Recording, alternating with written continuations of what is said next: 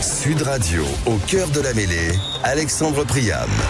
Vous êtes au cœur de la mêlée sur Sud Radio avec toute l'équipe, avec Maxime Sena, avec Philippe Spanghero, avec Julien Thomas, Rémi Ruggiero, Clément Combe. Toute l'équipe est là pour vous faire vivre cette 12e journée du Top 14 et la fin de cette 12e journée du Top 14 avec ce match ce soir entre Montpellier et Toulon. Salut Maxime. Bonsoir Alex, bonsoir à tous. Comment ça va ? Ça va, une grosse journée qui se termine, un gros week-end de rugby qui se termine surtout. Eh oui, ça a été un sacré week-end de rugby, effectivement. Salut Clément. Avec le micro ouais, avec le micro vert, c'est mieux.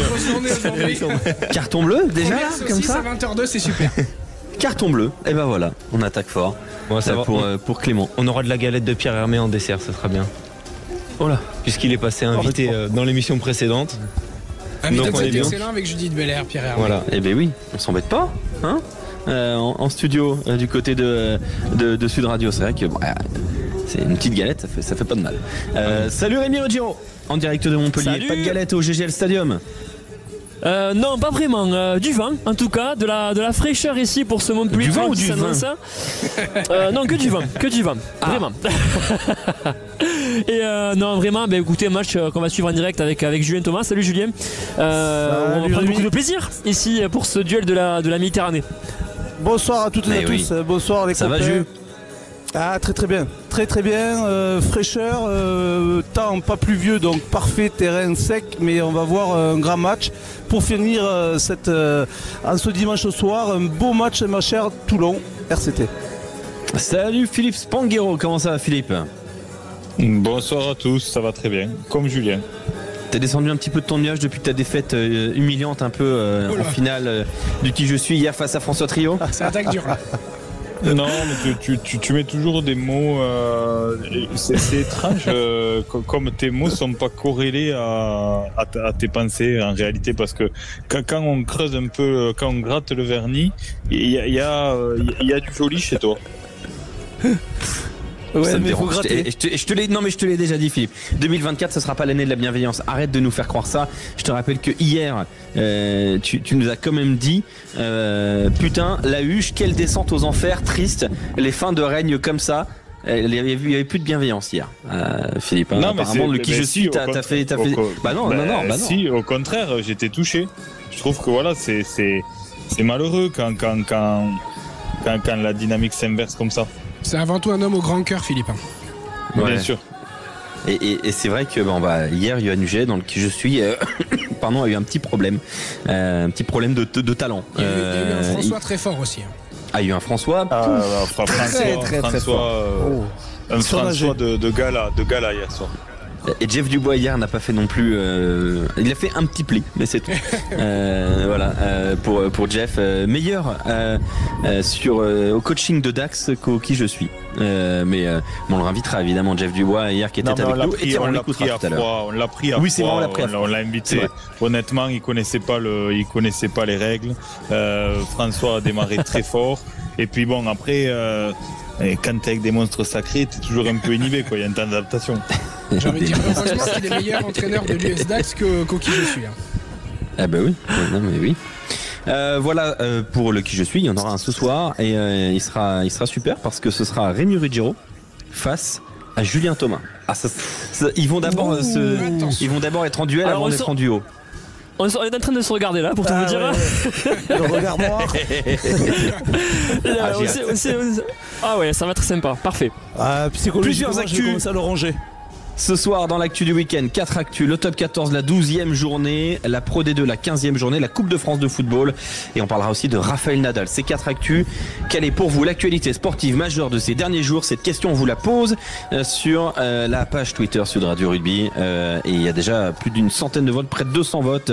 Et on dévoilera les votants, ce qui est pour vous l'actualité majeure du week-end. On va commencer donc par la première actu du week-end. Et on le disait, c'est la 12e journée journée du top 14 avec la victoire de La Rochelle à Pau 29-20, le succès du Racing 92 face à Castres 34-30 avec le bonus offensif. Pas de bonus offensif pour Perpignan face à Oyonnax 27-12. Pas de bonus offensif non plus pour Bordeaux-Bègles face à Bayonne. Des points de bonus défensifs pour les Bayonnais qui se sont inclinés 24-23. Le match nul entre le Stade Français Paris et Clermont 14 partout. Un match nul quand même assez miraculeux. Et puis enfin Toulouse s'est imposé face à Lyon 45-0 et ce soir 21h05 Montpellier-Toulon pour clôturer donc cette 12e journée du top 14. Quel est pour vous le match majeur de cette 12e journée? Julien Thomas, quel fut-il? Mais pour ma part, ça serait peut-être cette équipe de Perpignan qui continue à avoir sa progression et sa 4 victoires sur les 6 dernières journées. Exactement. Et surtout en allant gagner fin 2023 à Castres. J'ai l'impression que là ils se sont mis encore plus dans un maintien mais favorable et dans une spirale positive. Donc les Catalans pour moi, en gagnant en plus à domicile, c'est le match que tu retiens. Offensif. C'est le match que je retiens. Tiens, on fera dans un instant les grands paris avec deux grandes questions. Mais d'abord, on continue le tour de table. Rémi Ruggiero, quel est pour toi le match majeur de cette 12e journée du top 14? Jusque-là, bien évidemment. La Rochelle qui s'impose à Pau, qui confirme son regain de forme, le double champion d'Europe qui je crois revient dans les hautes sphères. C'est marquant parce que la section paloise a réussi un début de saison plutôt sympa avec les troupes de Piccheroni. Moi je trouvais que ça marquant, voilà, une équipe de La Rochelle qui prend ses marques petit à petit, qui retrouve ses internationaux, qui retrouve son contenu. Attention, cette équipe de La Rochelle qui va retrouver je pense son standing, qui risque de faire parler d'elle plus que jamais dans cette seconde partie de championnat top 14. Donc tu choisis La Rochelle à Pau 29-20. Tiens, on va d'ailleurs écouter une réaction sur ce match-là. On va écouter Teddy Thomas qui était au micro d'Arnaud Ray parce que c'est vrai que c'était la première victoire hors des bases de Marcel de Flandre cette saison. Il savourait hier Teddy Thomas au micro de notre journaliste Arnaud Ray. On était à la recherche d'une victoire à l'extérieur, c'est chose faite. Ça n'a pas été facile, notamment en première mi-temps où vraiment on n'a pas été au niveau de nos ambitions. Et sur cette deuxième mi-temps, on a pu renverser la tendance où on a fait un gros début de mi-temps où on les a mis sous pression directement et puis on a réussi à prendre le lead, même si vraiment pas tout a été parfait. Il reste quand même pas mal de zones d'ombre à éclaircir, mais voilà, on va pas avancer trop vite. On a cette victoire, c'est bien. Maintenant, il nous reste quand même beaucoup de boulot. Voilà, donc Teddy Thomas au micro d'Arnaud Ray pour Sud Radio. Philippe Spanghero, quel est le match que tu choisis comme marquant de cette 12e journée? Tu as le droit de choisir le même match que quelqu'un d'autre, bien évidemment, Philippe. Non, moi je vais retenir le Toulouse-Lyon. Pourquoi? Pour les deux équipes. Il est important pour les deux équipes, alors pas dans le même sens. Toulouse parce qu'il y avait ce match référence pour moi en Champions Cup contre les Harlequins où vraiment on a vu le visage du Stade Toulousain qu'on connaissait les années précédentes, mais on pensait que c'était lancé et puis à la sortie encore un petit coup d'arrêt et beaucoup de scories en top 14.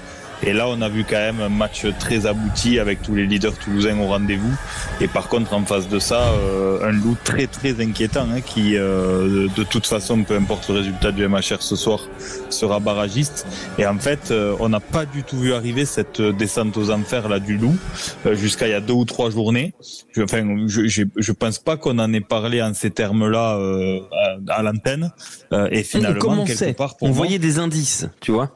On voyait des petits indices, mais pour moi, en termes de dynamique en bas du classement, c'est pour moi l'équipe la plus inquiétante. Ah ouais, carrément. Bah tiens, on va poser une question à tout le monde avant de faire les grands paris. Lyon doit-il écarter son coach Fabien Gégenbacher? Alors on n'a rien contre Fabien Gégenbacher. On l'a dit, on l'a redit hier, c'est un excellent coach, notamment pour développer des aptitudes offensives et tout ça. Mais est-ce que c'est un coach fait pour le maintien? Est-ce que Lyon doit écarter son coach Fabien Gégenbacher? On n'est pas pour virer des coachs, bien évidemment. On est globalement bienveillant sur Sud Radio et on essaye de l'être. Mais parlons vrai. Il y a peut-être un souci avec la manière de coacher de Fabien Gégenbacher dans cette situation pour le maintien. Quel est votre avis, Julien Thomas? Philippe d'abord, tiens, Philippe, vas-y, je t'écoute, Philippe. Je te sens bouillant là-dessus. Vas-y. Oui, non, mais alors encore une fois, là, il n'est pas question d'homme. Il est question de créer un électrochoc. il y a nécessité de créer un électrochoc. Et comme on ne peut pas changer l'effectif, c'est par le staff que ça passe. Et on l'a vu, ça a marché pour des clubs ces dernières saisons, ça a marché pour Castres il y a quelques années, ça a marché. Alors ça marche pas toujours. En tous les cas, par toi, contre, tu es pour changer la formule et changer le coach. Je suis pour changer quelque chose parce que honnêtement, je trouve que c'est vraiment inquiétant ce qui se passe au Loup. C'est très très loin des ambitions du club en début de saison. Et puis surtout, ce caractère collectif qu'on est en train un peu de retrouver au MHR. Là, il y a Oyo qui décroche un peu, mais Perpignan est dans une très bonne dynamique. Il faut aussi regarder ce qui se passe dans la concurrence directe au maintien.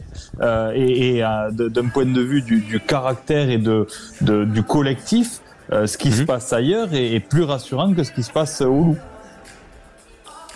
Donc, ma question, Lyon doit-il écarter son coach Fabien Gégène-Bacher? Parlons vrai, Philippe. Oui ou non? Doit modifier des choses dans son staff. Très bien. Julien Thomas. Virer. Est-ce que toi tu vas parler vrai actuelle, non. Et je vais parler vrai. Virer sur ce match, on les connaît à l'extérieur, c'est décadence complète côté lyonnais. Par contre, il y a un match qui va faire un tournant peut-être de leur saison, c'est le prochain face à Perpignan à domicile. Avec la bonne dynamique des Catalans et des Lyonnais qui alors pistes. On t'avait perdu. Ça va faire... Vous m'entendez bien? En direct c'est bon. du GGL. Oui. Donc les Lyonnais qui reçoivent les Catalans. Là, ça va être un moment déterminant.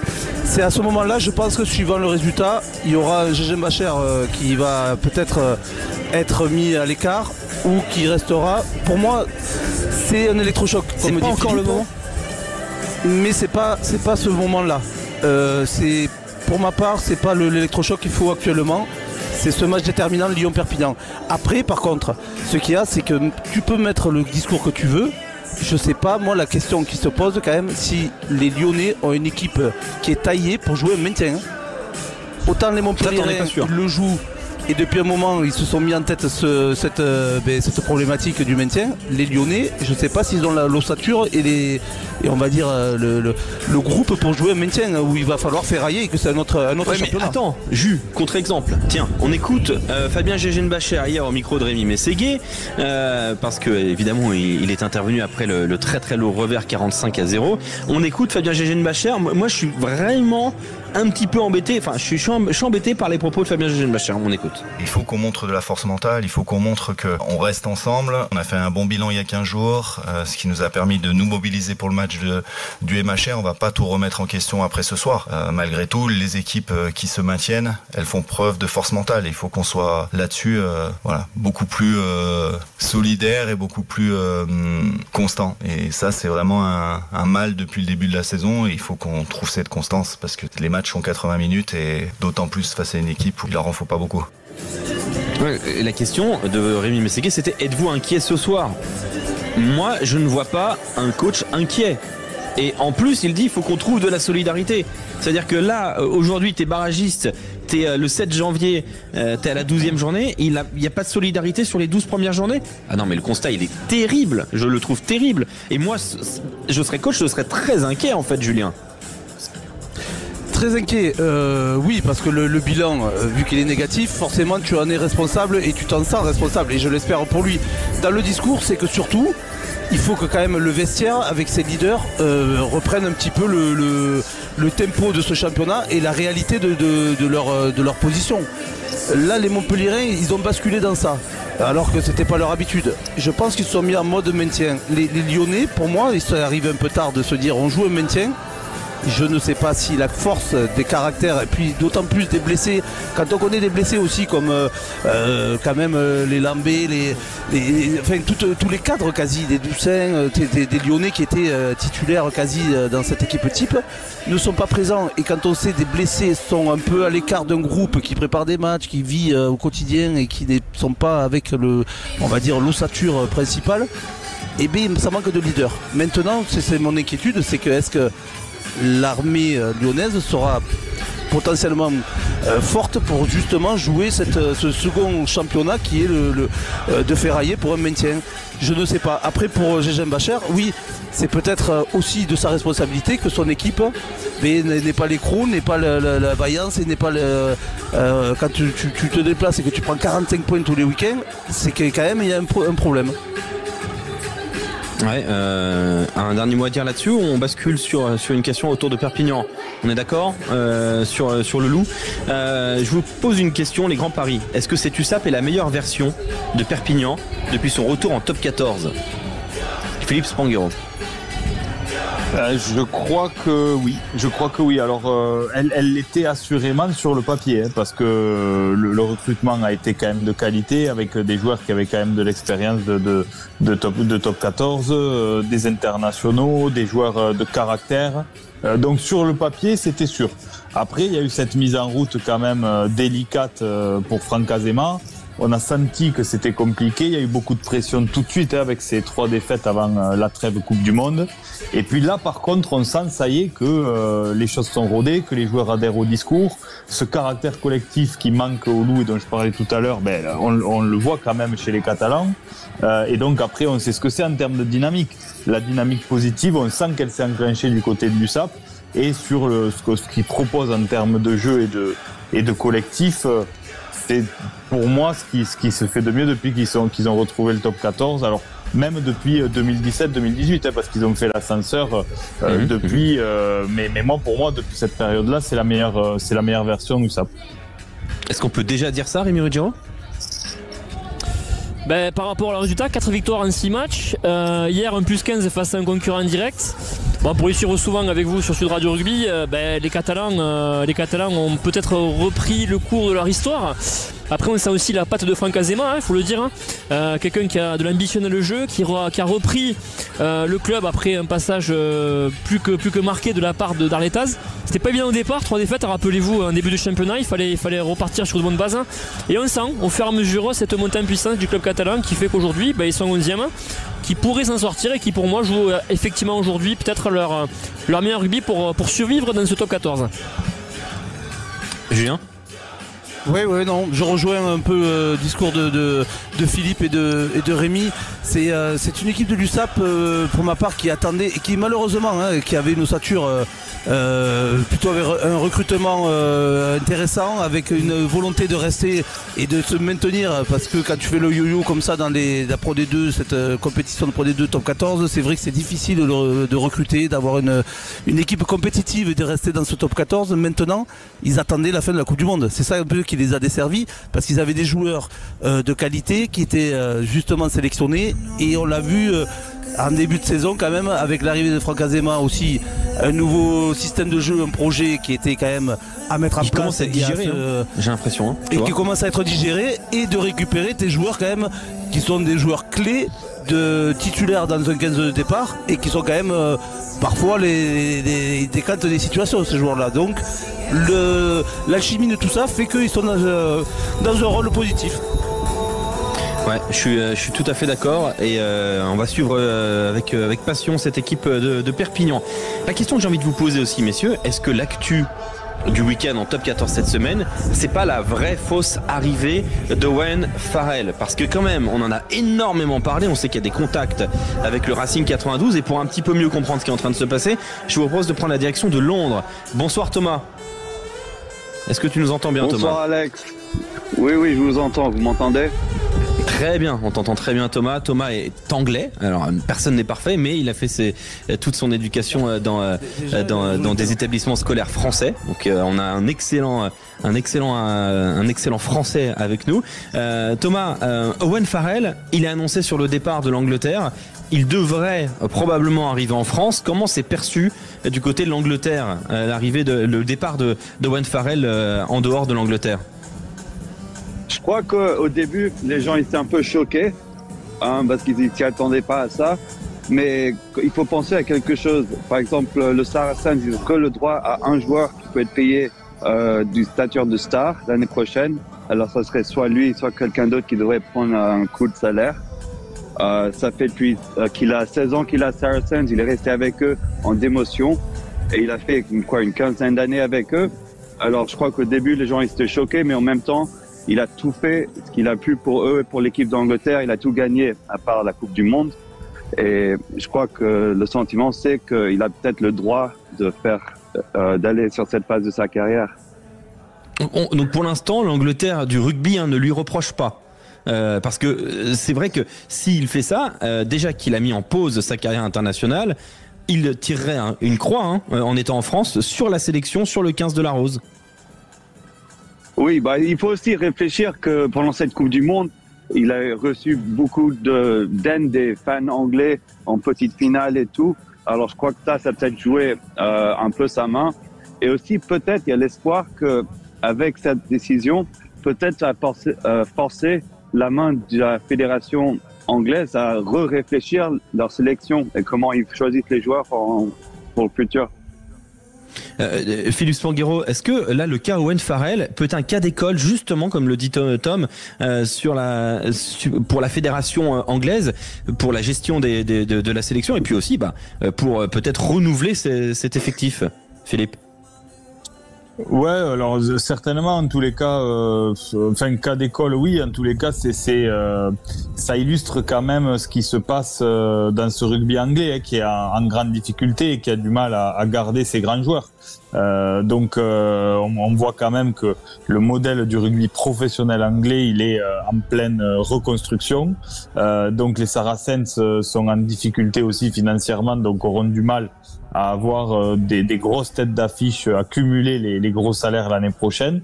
Donc forcément la concurrence française va être de plus en plus importante et ça montre en effet une période de transition dans le rugby anglais. Tom, auditeur Sud Radio anglais, est-ce que le championnat, comment c'est perçu en Angleterre, on va dire les difficultés du championnat de la Premiership?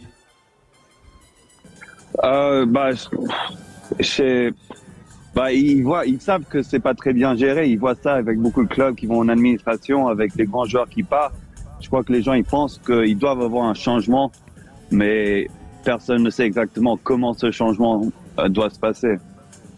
Pourtant, quand on voit, il y a toujours une certaine popularité. Il y a quelques jours, il y avait un Harlequins Gloucester à Twickenham. Il y avait du monde, Tom.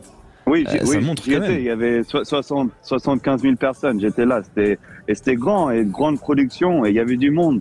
Mais je crois qu'il faut juste trouver un autre moyen comment mieux diriger l'argent vers le sport et comment le redistribuer et pouvoir payer les joueurs. Julien Thomas, tu as, toi par exemple, mis un coup de poing à Dylan Hartley il y a quelques années, ça t'a valu un carton rouge. Julien Thomas, ancien joueur de l'équipe de France. Ah mais si, magnifique ce coup de poing dans la tête de Dylan Hartley. Tu m'incrimines. D'après celui qui a commencé, c'est ça? Exactement. Une agression. C'était à Northampton, c'est ça? C'est ça, exactement. Non, c'est une autre période aussi.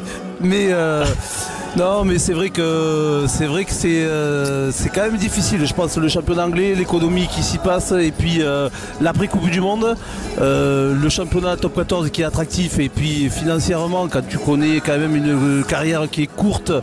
Et qu'on peut te proposer peut-être d'autres salaires. Il a 32 ans, il est pas si vieux, Owen Farrell. Exactement, mais il est plus sur la fin que quand même son début bien sûr. à chercher des clubs et à prouver.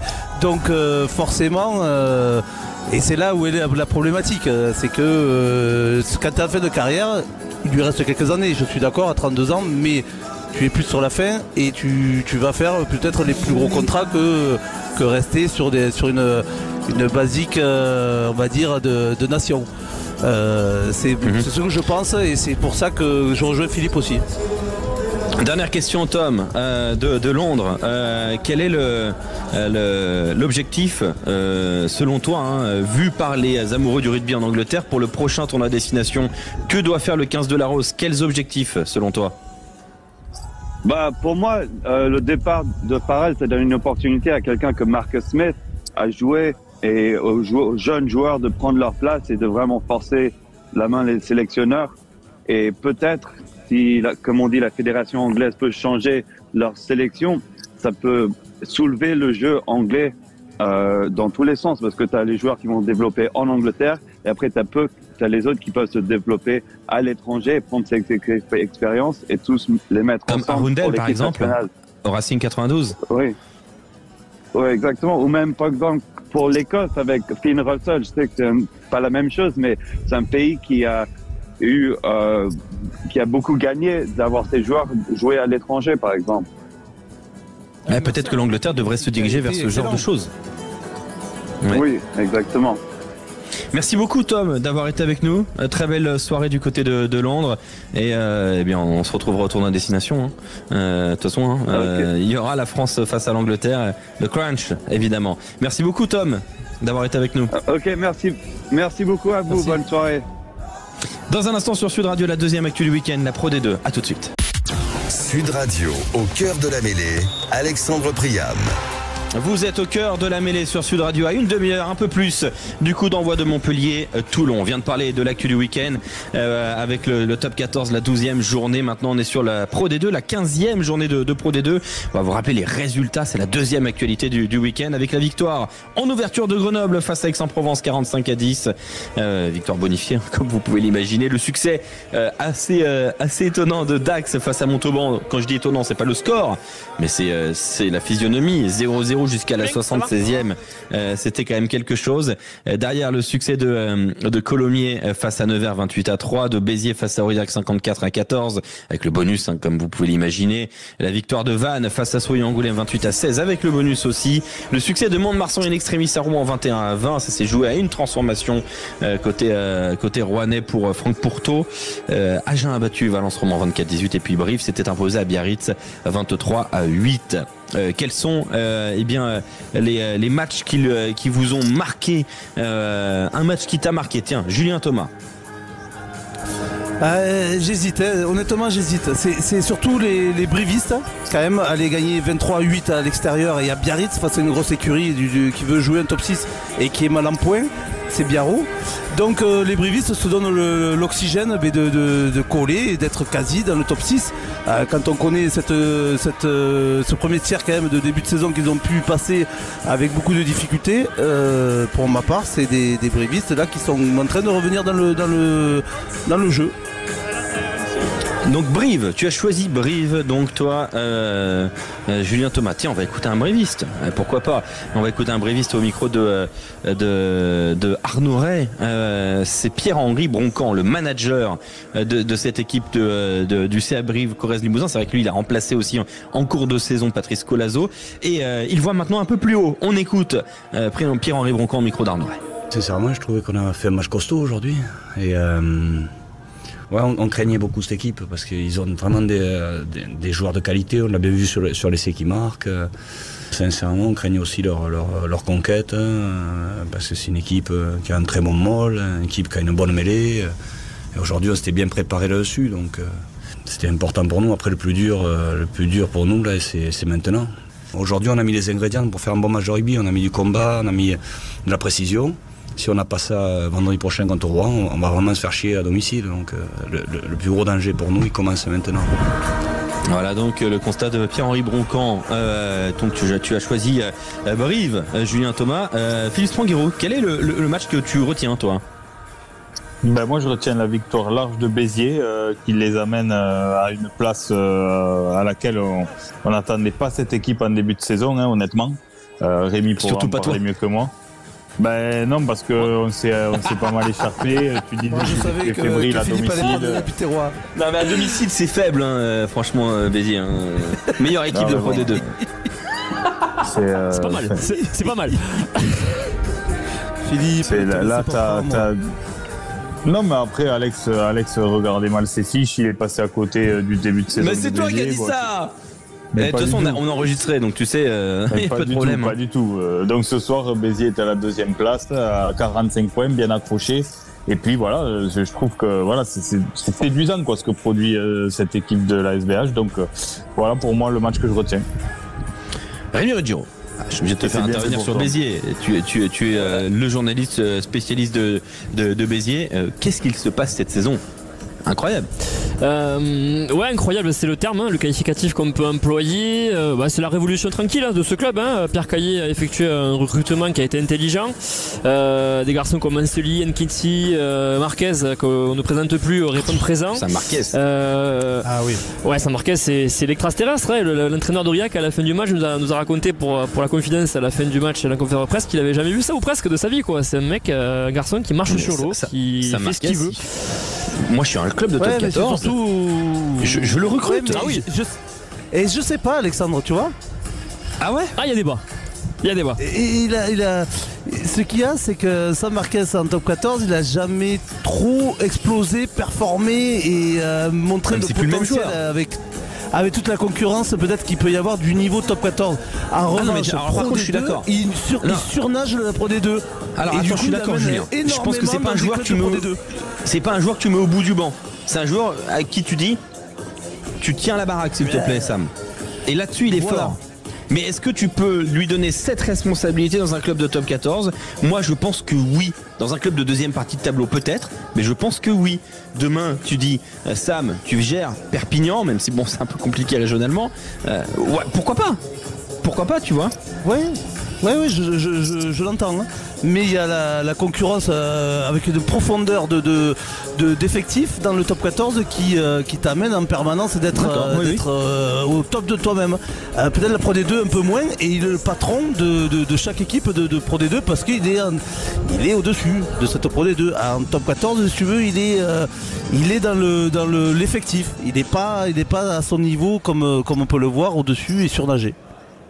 Bah tiens, alors on n'avait pas prévu de le faire intervenir maintenant, Rémi Mességuet, puisqu'on ira tout à l'heure du côté de Castres pour Revel, Paris Saint-Germain, mais Rémi il n'est pas d'accord sur Sam Marquez. Alors il voulait intervenir. Rémi, bonsoir.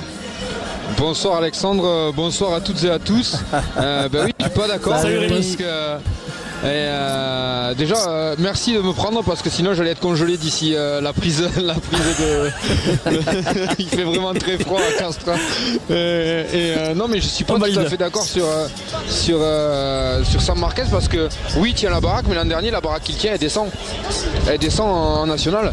Carcassonne est descendu la saison passée. Sam Marquez, donc oui, c'est un joueur qui tient la baraque, mais non, moi je suis relativement d'accord avec Julien. C'est un joueur qui surnage en Pro D2, mais la marche au-dessus, pour moi, elle est trop haute. Donc c'est le syndrome Jérôme Bosviel. Un petit peu, oui. Trop fort pour la Pro D2, mais pas assez pour le top 14. Oui, je dirais ça. D'accord. Rémi, tu peux intervenir quand tu veux. Je voulais moi mettre en lumière Dax 0-0 jusqu'à la 76e minute face à Montauban, et Dax qui s'est finalement imposé grâce à un essai de Josh Furneaux. On va écouter Jeff Dubois, il était notre invité hier sur Sud Radio. On a mis 2 matchs à se mettre dans le rythme de la Pro D2 et au niveau de la Pro D2 où on avait pris 40 points contre Aix à domicile et puis la défaite à Rouen. Derrière on avait reçu Grenoble qui était pas très bien à ce moment-là, donc du coup on a réussi à en profiter. Ce match de Mont-de-Marsan, moi c'était le derby, il y avait beaucoup de choses autour de ça, donc on a réussi à rivaliser physiquement, logistiquement, sur le jeu au pied aussi, parce que Mont-de-Marsan quand même là-dessus ils sont très bons aussi. Donc ça a amené beaucoup de confiance parce que derrière on va chercher, en changeant beaucoup de gars, on va chercher une victoire à Biarritz. On essaye du moins avec le staff, on essaye de créer un certain état d'esprit, que ça fait 1 an et demi que j'y travaille avec le groupe que j'avais en national, parce que j'ai gardé quand même beaucoup de joueurs de national qu'on a renforcé, mais on a réussi à créer quand même un état d'esprit, une âme, et voilà, on arrive à s'en sortir et je trouve qu'on progresse aussi au fur et à mesure rudistiquement, que ce soit offensivement ou défensivement. Jeff Dubois, entraîneur de Dax, 11e avec 33 points.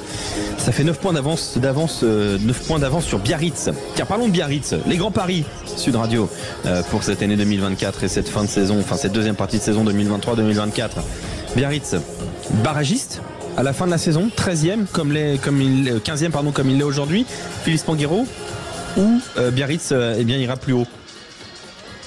Pour moi ça dépendra du staff et de la façon dont dont la direction va amener un peu d'apaisement, parce qu'en fait ce que disent les joueurs, c'est que quand on regarde l'effectif sur le papier, alors clairement là cette équipe du BO elle a rien à faire à cette place là, mais c'est tout le contexte extrasportif qui depuis des années pollue les joueurs, pollue l'équipe. Il y a plusieurs joueurs qui en ont parlé et qui ont fait des sorties à ce sujet-là. Donc, soit il y a une forme d'apaisement autour du club et Biarritz a de quoi travailler sereinement et retrouver sa vraie place.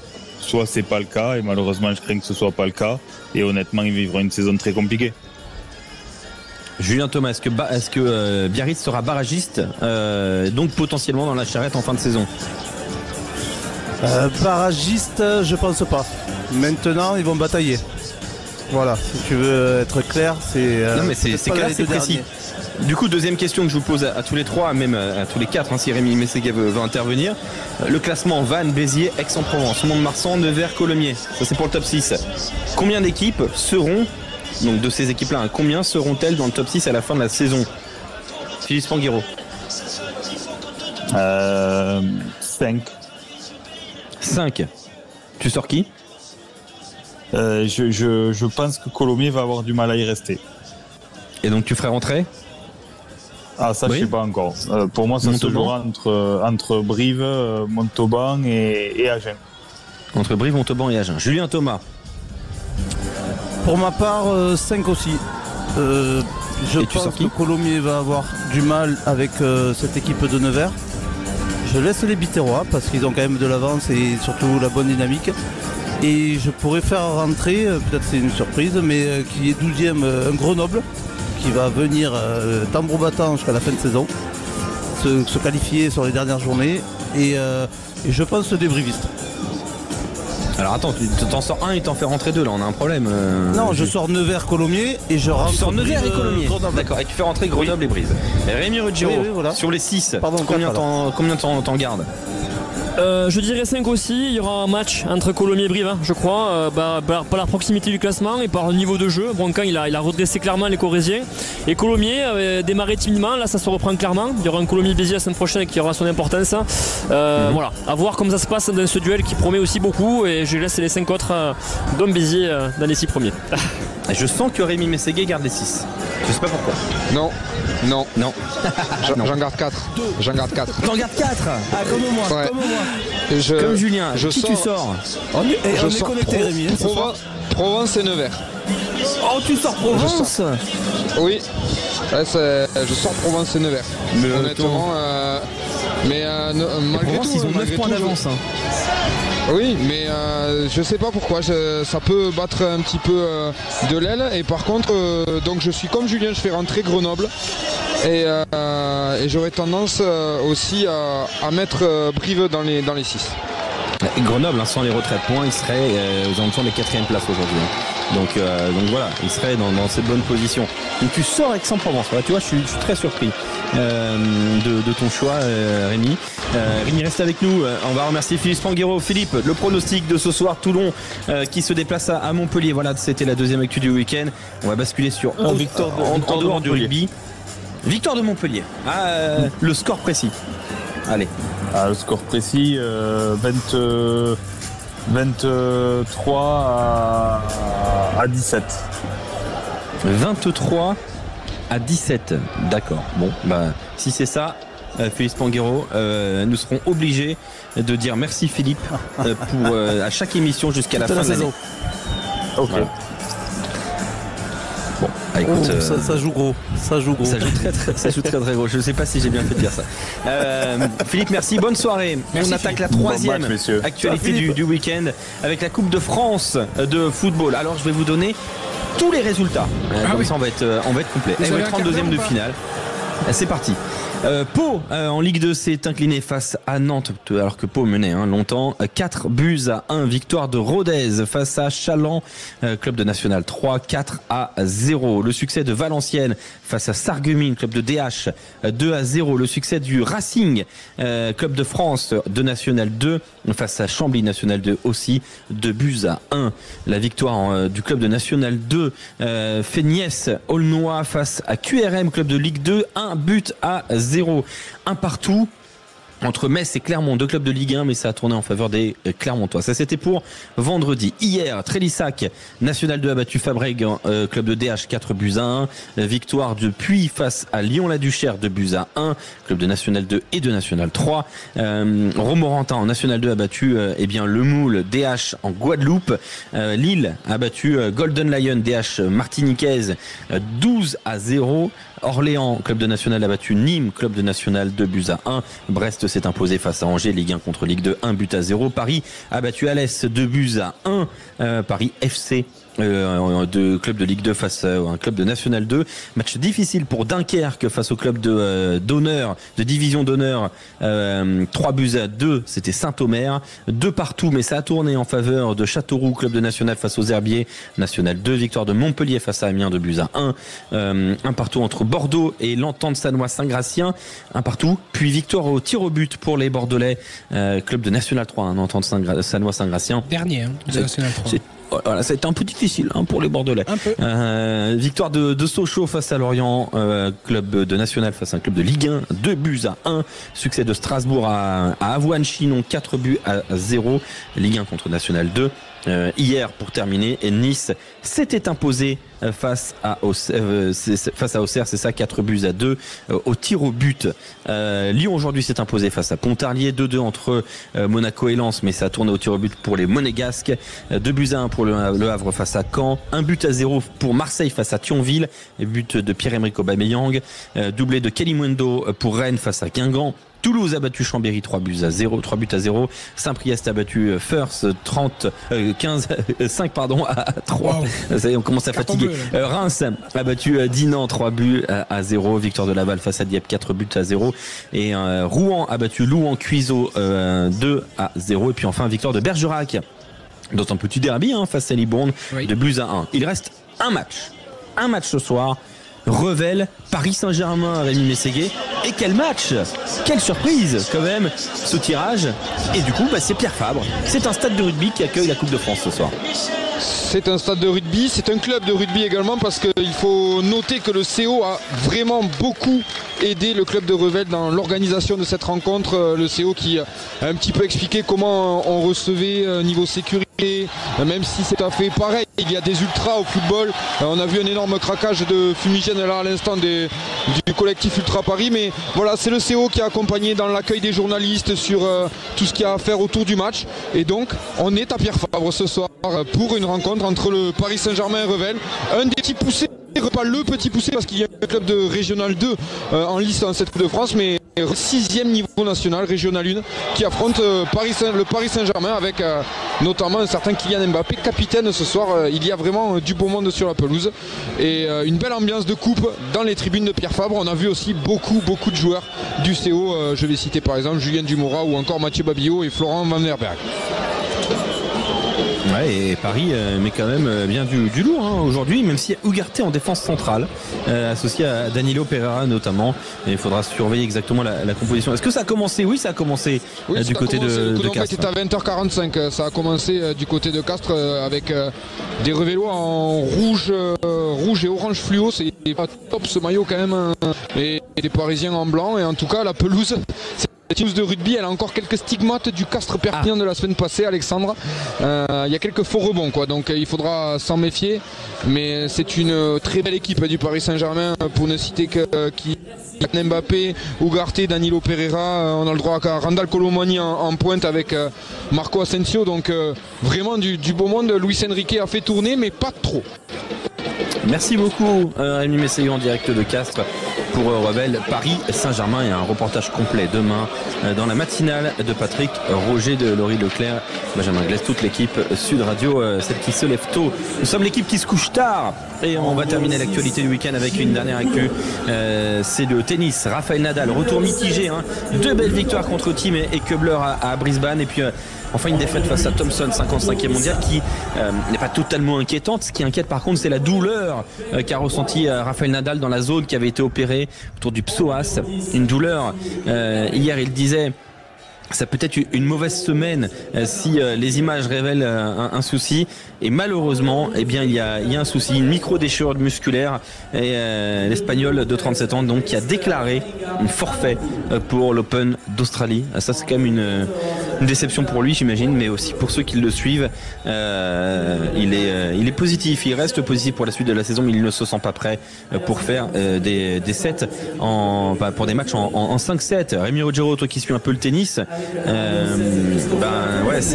c'est dur pour Rafael Nadal.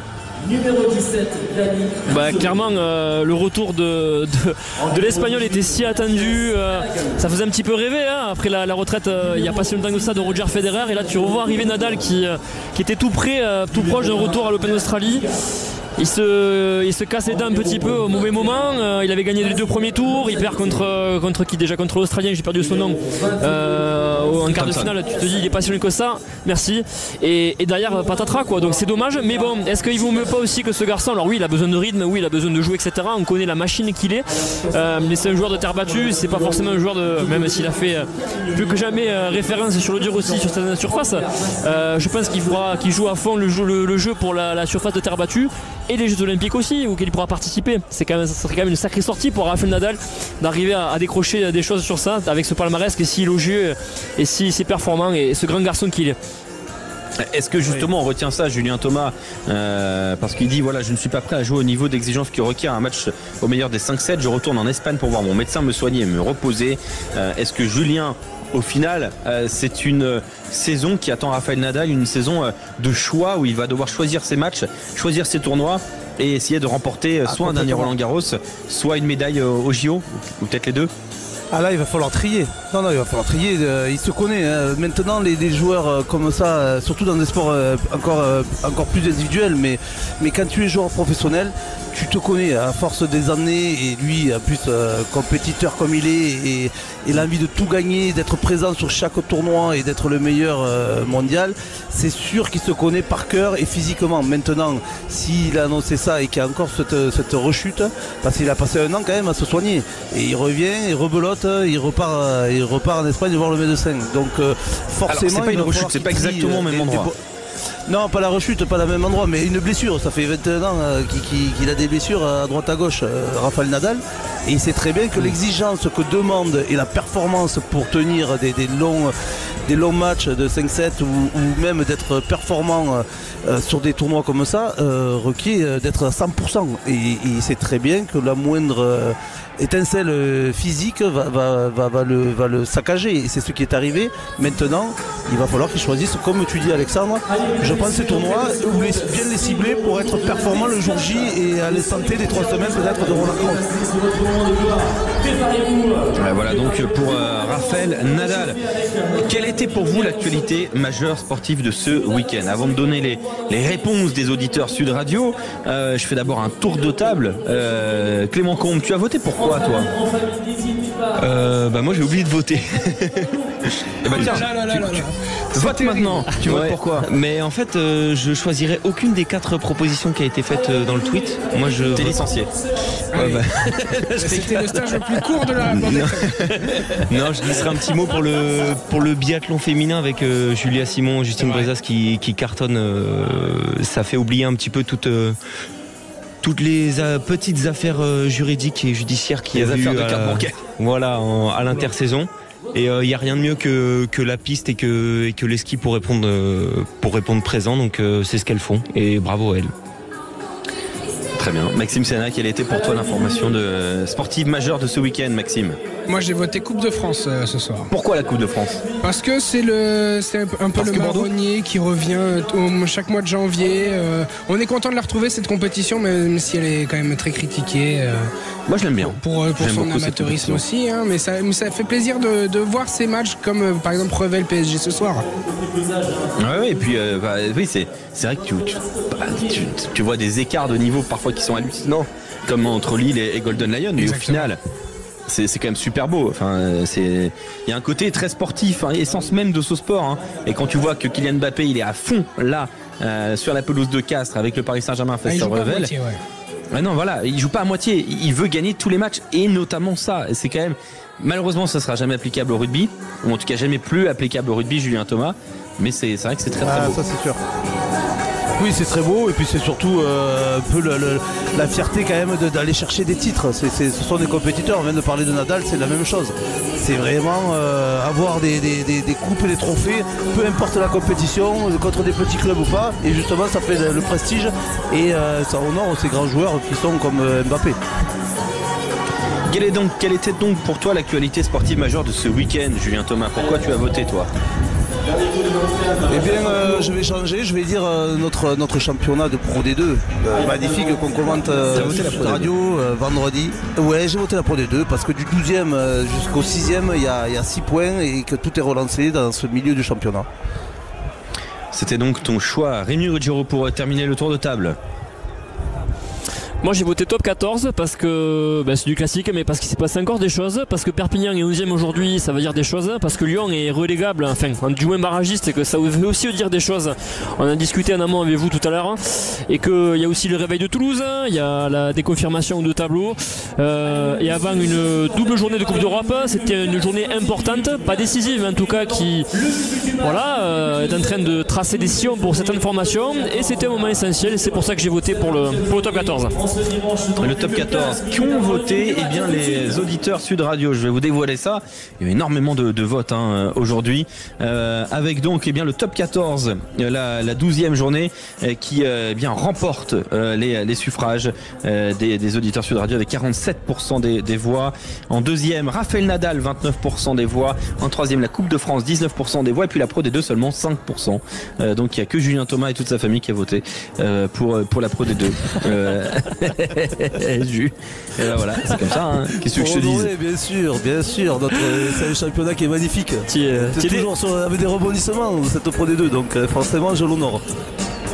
Vous savez qu'avant de passer à l'avant-match de Montpellier-Toulon, on va faire un... Enfin qui je suis Alex Sud Radio, au cœur de la mêlée. Alors, puisqu'on ne se connaît pas, présentez-vous.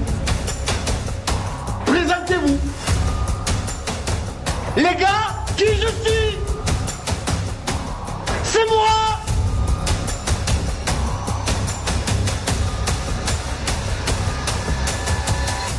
C'est moi! Je suis un monsieur! Ça, c'est se présenter! Ils sont dans le même stade, ils sont à la même position commentateur à Montpellier. Ils seront un duo dans un instant, mais là d'abord ils sont un duel. Rémi Ruggiero face à Julien Thomas. Première arrivée à 3 points. Vous êtes prêts? Allez, c'est parti. Ah oui, chaud. Oui. Je suis né à Brive-la-Gaillarde en 1980. J'ai commencé ma carrière chez les jeunes à Brive-la-Gaillarde. Puis avant d'arriver chez les pros, je joue quasiment pas à Brive. Je pars au PUC. Au PUC non plus. Je joue assez peu. En tout cas, je ne suis pas totalement professionnel. Jusqu'à mes 21 ans. À 21 ans, je me dis que peut-être que le rugby français international, le rugby professionnel en français, c'est pas pour moi. Je pars en Angleterre à Gloucester. Je joue une saison à Gloucester, 18 matchs. Dimitri Yachvili, Rémi Ruggiero. Il a pas dit le prénom, hein? Oui, mais ils sont côte à côte. Ah si. Ils sont côte à côte. Si, je l'ai dit. Ah, ok. Bon, tu l'es sorti, Dimitri. Okay. Autant pour moi. Dimitri Yachvili, 1 point. Et après, Biarritz Olympique, et il explose. Et oui, c'est vrai que le début de carrière de Dimitri Yachvili n'est pas évident. Mais quand il arrive au Biarritz Olympique en 2002, il devient international immédiatement. Et c'est ça qui est extraordinaire. C'est Gloucester qui m'a... Ouais. Allez, mesdames, messieurs. Et j'ai été formé aux Bulls de Pretoria. J'y ai joué jusqu'en 2017 en étant un fer de lance de cette équipe, en étant international sud-africain. Je suis arrivé à Montpellier en 2017 et je suis un joueur majeur du MHR. Julien, oui. Il y est actuellement au MHR. Il est 3 quarts. Il est dans les 3 quarts du MHR. Serfontaine, un partout. Bien joué. Je suis né en 1992, j'ai commencé ma carrière à Béziers avant d'aller à Narbonne. J'ai fait ça, c'est fou quand même. Béziers puis Narbonne, jusqu'en 2017 à Narbonne, avant d'aller à Grenoble, 2017-2019, d'aller à Castres, 2019-2021, à Provence Rugby, 2021-2023. Je suis aujourd'hui un joueur de Béziers. Hans Kinsey. Ouais, c'est ça, 2 buts à 1. 2 à 1 pour Rémi Ruggiero face à Julien Thomas. Il y a déjà la balle de match pour Rémi Ruggiero. Je suis né à Sainte-Foy-la-Grande. En 1990, j'ai été formé au Stade Toulousain et j'y ai joué entre 2008 et 2011 avant d'aller au Castres Olympique 2011-2016, puis à Clermont 2016-2019 et j'ai terminé ma carrière à l'Union Bordeaux-Bègles en 2023.